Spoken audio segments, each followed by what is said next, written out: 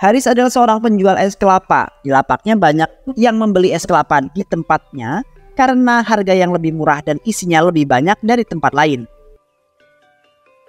Mas Haris, saya pesan 2 gelas es kelapa ya. Kayaknya kalau beli di sini lebih puas, isinya banyak dan harganya juga lebih murah dibanding tempat lain. Betul sekali, Mbak. Saya selalu kasih yang terbaik buat para pelanggan. Buka puasa enaknya segar-segar, apalagi es kelapa seperti ini. Ini es kelapanya, silakan.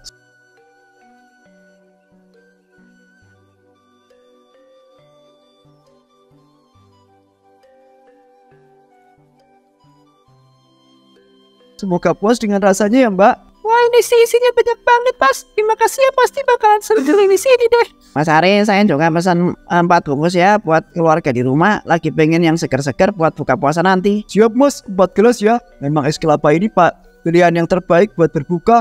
Manisnya alami, segernya dapet. Silahkan ini pesanannya. Benar-benar, Mas. Kalau beli di tempat lain harganya lebih mahal, tapi isinya dikit. Tapi di sini beda banget. Saya sih pengennya semua orang itu bisa menikmati es kelapa tanpa harus pikir mahal. Apalagi di bulan Ramadan seperti ini. Berbagi itu berkah, Mas. Pelanggan terus berdatangan. Lapak Haris makin ramai.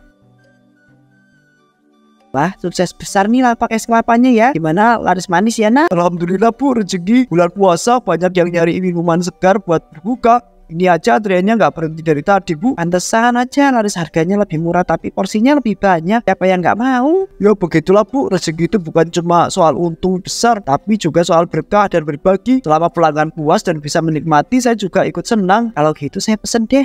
Lumayan buat berbuka nanti.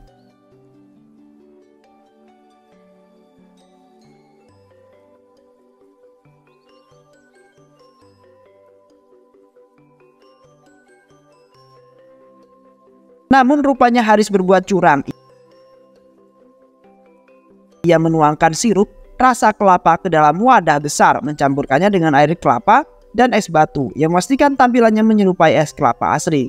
Untung aja stok sirup kelapanya masih banyak. Kalau pakai kelapa asli terus bisa tekor modalnya. Pelanggan mana ada yang bisa dain ini kelapa asli atau cuma sirup. Mereka cuma lihat esnya banyak, harganya murah langsung beli. Wah, bisnis banyak begini mah paling gampang buat dapat untung. Yang paling gede lagi cuma modal sirup murahan, air sama es batu bisa dijual berkali-kali lipat. Aku juga nggak tahu itu sirup murah apa, asli atau sirup palsu. Yang penting sih ada rasa kelapa-kelapanya.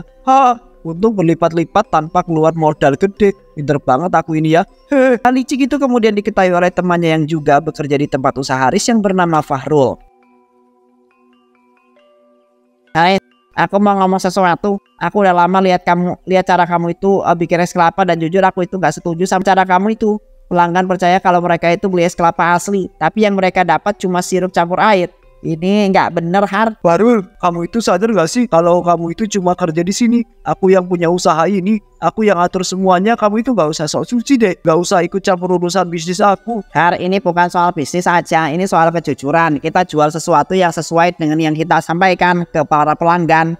Kalau ketahuan, kita itu bisa bahaya, bisa kena masalah besar nanti. Masalah-masalah apa? Semua orang itu beli dan mereka itu puas. Gak ada yang protes, gak ada yang curiga. Justru kalau itu kita pakai kelapa asli, aku bakal rugi besar. Kamu itu ngerti gak sih? Kamu itu kan tahu sendiri kalau buah kelapa dari petani itu harganya sangat mahal. Per buah kelapanya aja 30.000. Kalau aku beli dengan harga segitu, mana bisa aku untung, Dul?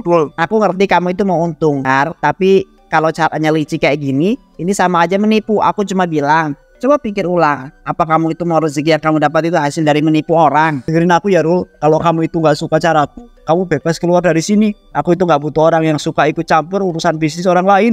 Sekali lagi kamu itu ngomong kayak begitu, aku itu gak bakal mikir 2 kali buat pecat kamu ya. Fahrul terdiam, ingin membela kebenaran, tapi ia butuh pekerjaan tersebut. Baiklah, Har, aku ngerti, aku cuma kerja di sini.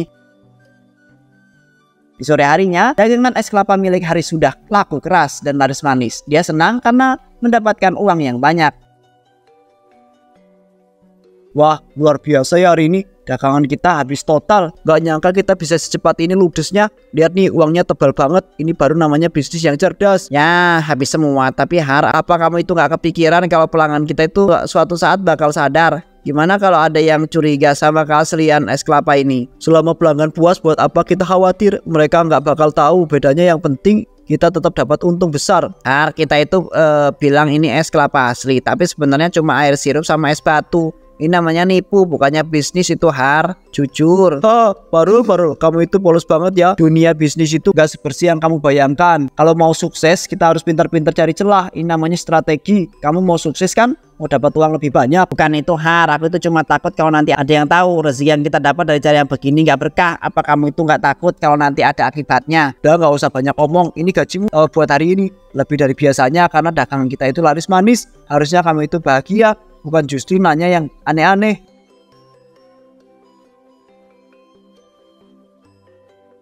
Terima kasih ya, Har. Nah gitu dong, udah deh, jangan mikir-mikir yang aneh-aneh. Kita jalani aja yang ada. Yang penting pelanggan itu puas, kita untung, semuanya senang. Besok kita jualan lagi dan aku yakin bakal lebih ramai dari hari ini. Bayangin kalau tiap hari kita itu dapat segini banyak uang, bisa cepet kaya kita, Lur. Apa gunanya dapat uang banyak kalau hati tetap merasa nggak tenang? Ya udahlah, aku pulang ya. Ya besok datang pagi-pagi ya biar cepet nyiapin jualannya.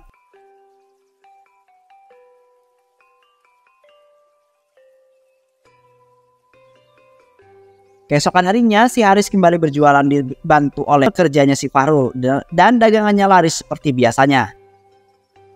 Lihat nih, hari ini masih pagi tapi aku yakin dengan kita bakal ludes lagi hari ini. Seperti biasa kita itu bikin pelanggan puas dan kantong kita itu tebel. Ya Har, semoga aja begitu. Kamu itu jangan kebanyakan mikir ya Rul, santai aja dijalanin dan nikmatin, lihat aja nih. Sebentar lagi pelanggan kita itu mulai datang.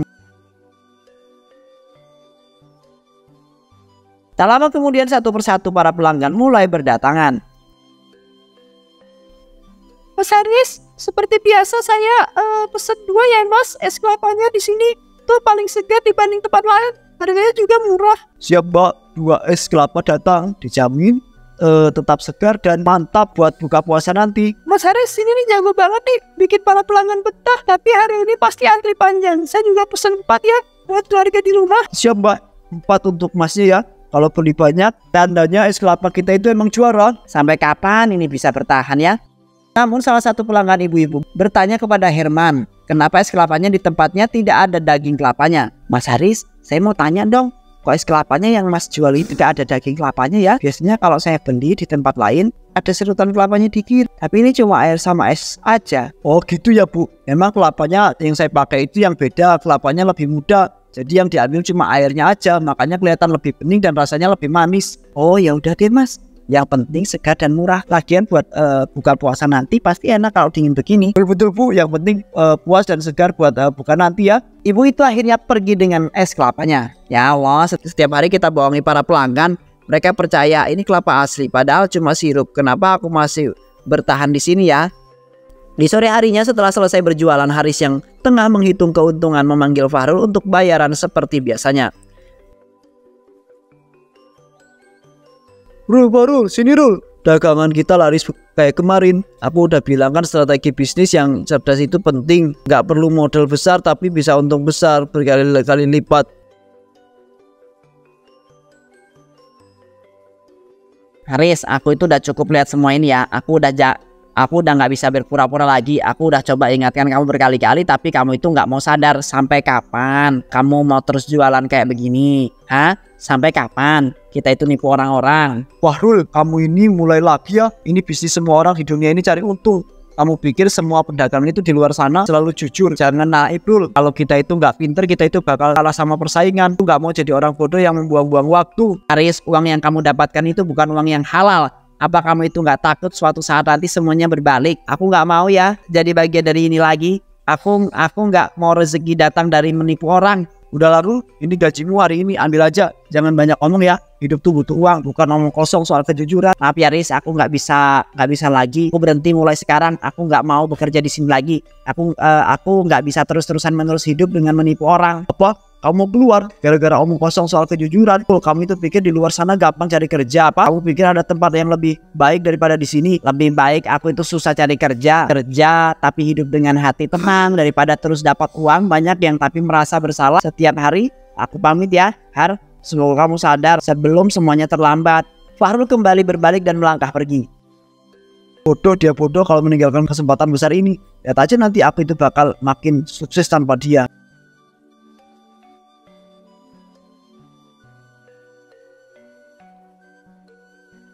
Hari-hari berlalu, Haris tetap menjual es kelapanya seperti biasa, namun pembeli mulai berkurang.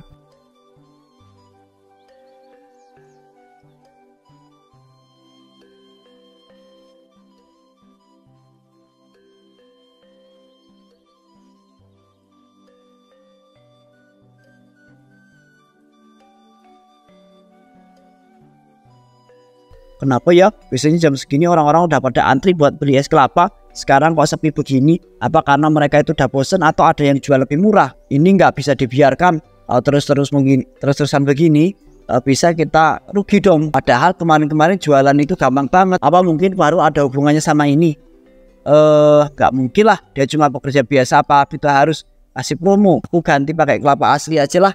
Tapi kalau aku pakai kelapa asli modalnya jadi lebih besar. Aku nggak mau rugi, tapi kalau sepi terus kayak begini nggak bisa. Aku harus cari tahu karena orang-orang tiba-tiba nggak beli di tempatku.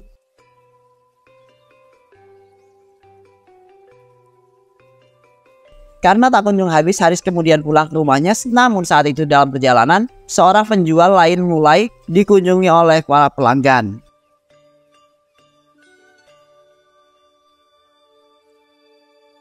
Kenapa ini bisa terjadi ya? Biasanya jualan selalu habis, tapi sekarang para pelanggan makin.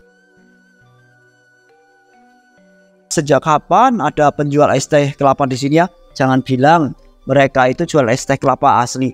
Apa ini alasan kenapa pelanggan mulai ninggalin aku?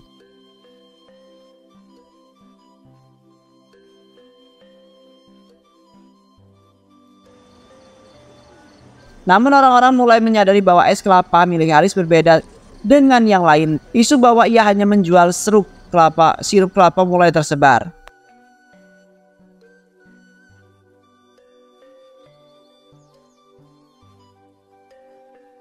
Fahrul, terima kasih sudah antar takjil ke sini. Memang masih kita itu selalu perhatian sama para warga. Masuk dulu, duduk sebentar.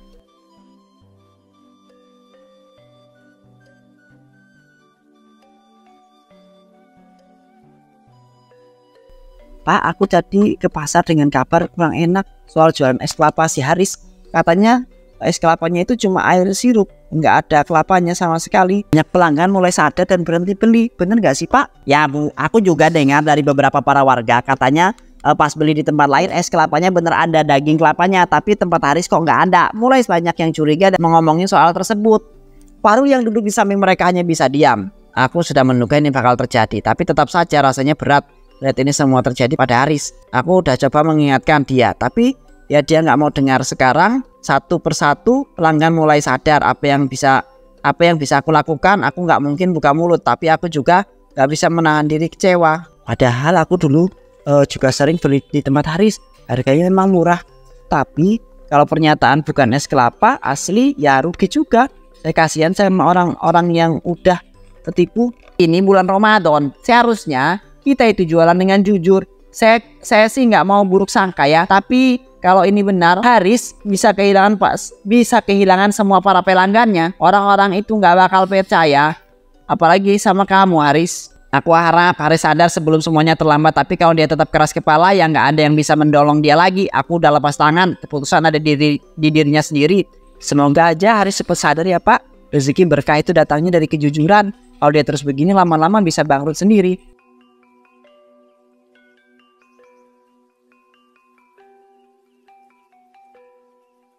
Hari-hari berikutnya dagangan Haris semakin sepi. Setiap sore ia duduk menunggu para pelanggan yang tak kunjung juga datang. Kenapa bisa begini ya? Apa yang terjadi? Kenapa nggak ada yang datang lagi? Apa benar-benar semua orang itu sudah tahu? Apa mereka itu sudah sadar kalau yang aku jual itu bukan es kelapa asli? Dulu setiap buka lapak orang-orang pada antri, uang selalu mengalir deras dan aku selalu bangga karena bisa jualan dengan cara yang paling mudah. Tapi sekarang semua itu berubah. Apa ini akibatnya? Aku nggak pernah memikirkan hal-hal semua yang aku harus menyerah. Apa ini akhir atau masih ada cara lain untuk memperbaiki semuanya?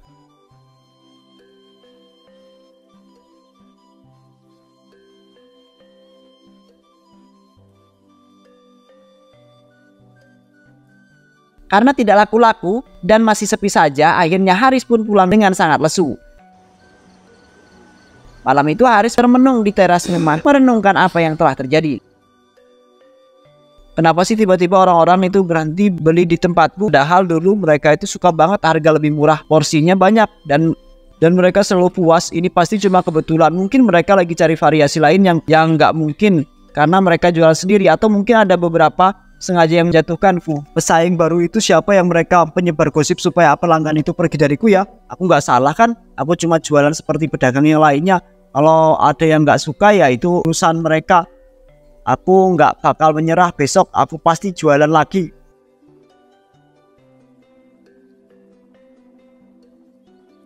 Keesokan harinya ia kembali berjualan lagi, namun tidak ada satupun pembeli yang datang.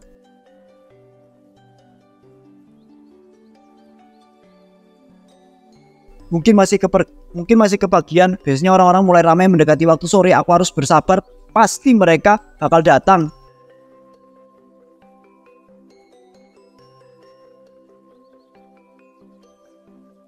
Kenapa nggak ada yang datang sama sekali? Apa mereka itu sudah lupa kalau di sini tuh dulu tempat mereka beli es kelapa paling murah? Bukannya mereka itu selalu antri setiap hari? Apa benar-benar mereka itu percaya gosip ya? Di saat frustasi, ia melihat seorang penjual baru di pasar yang menjual es kelapa asli. Para pelanggan kemudian berbondong-bondong ke sana. Apa ini? Itu kan warung es kelapa yang waktu itu nggak sepi-sepi ya. Jadi ini alasannya kenapa para pelanggan. Haris merasa marah dan iri. Menatap tajam ke arah lapak penjual baru itu, merasa tersaingi dengan penuh emosi. Ia berjalan menuju lapak tersebut, berpikir untuk mencari kesalahan atau membuatnya masalah. Ini nggak bisa dibiarkan. Aku yang pertama jual es kelapa di sini. Aku yang dulu selalu lari, sekarang tiba-tiba orang baru dan semua para pelanggan itu harus pindah ke sana. Enaknya aja ambil para pelangganku. Aku nggak akan bisa tinggal diam. Aku harus mencari tahu siapa orang ini. Aku itu harus lihat sendiri apa yang sebenarnya dia jual. Kalau perlu aku cari kesalahan dia. Aku nggak bakal kalah gitu. Dengan penuh emosi ia mulai melangkah ke penjual yang baru tersebut. Namun saat ia mendekat, ia terkejut melihat bahwa penjual itu adalah Fahrul, temannya yang dulu pernah menasehatinya. Fahrul, jadi dia yang jual di sini? Nggak mungkin. Kenapa dia bisa-bisanya ada di sini? Kenapa dia malah justru jadi pesaingku? Fahrul tampak sibuk melayani para pelanggan dengan ramah. Para pelanggan tampak puas. Mas Fahrul, es kelapanya seger banget. Ini baru namanya es kelapa asli. Bener-bener ada daging kelapanya. Beda jasa sama yang lain. Saya pasti bakal beli di sini terus deh. Ya mas, susah kalau cari es kelapa yang beneran pakai kelapa muda asli. Biasanya cuma dikasih air dan es doang. Untung ada lapak ini. Dia yakin pelangganku itu pindah. Fahrul, kenapa bukannya dulu kita itu bekerja bareng-bareng? Kenapa sekarang dia itu malah berjualan di tempat yang sama dan menyaingi aku? Aku nggak percaya dia dulu itu. Aku pikir terlalu naif, terlalu banyak omong soal kejujuran. Tapi sekarang kenapa dia itu justru sukses? Kenapa dia yang lebih dipercaya para pelanggan ya?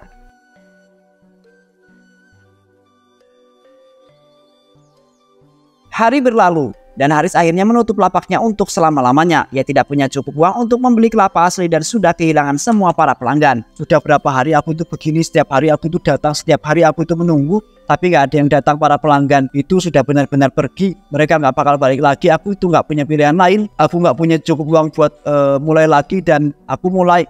Kalau aku itu tetap jualan begini, aku cuma bakal buang-buang waktu. Dulu aku pikir aku itu bisa terus untung dengan cara ini, tapi ternyata aku salah. Aku nggak pernah berpikir sejauh ini. Aku salah. Aku itu nggak pernah berpikir sejauh ini. Aku terlalu serakah, terlalu yakin kalau para pelanggan itu nggak peduli selama harganya itu murah. Tapi ternyata aku yang salah mengerti mereka. Mungkin ini yang terbaik. Aku harus terima kenyataannya. Aku sudah kehilangan semuanya dan aku itu nggak bisa kembali ini semua karena kesalahanku sendiri, dan sekarang aku itu harus menanggung akibatnya. Dengan lesu Haris meninggalkan lapaknya yang sudah tutup untuk selama-lamanya.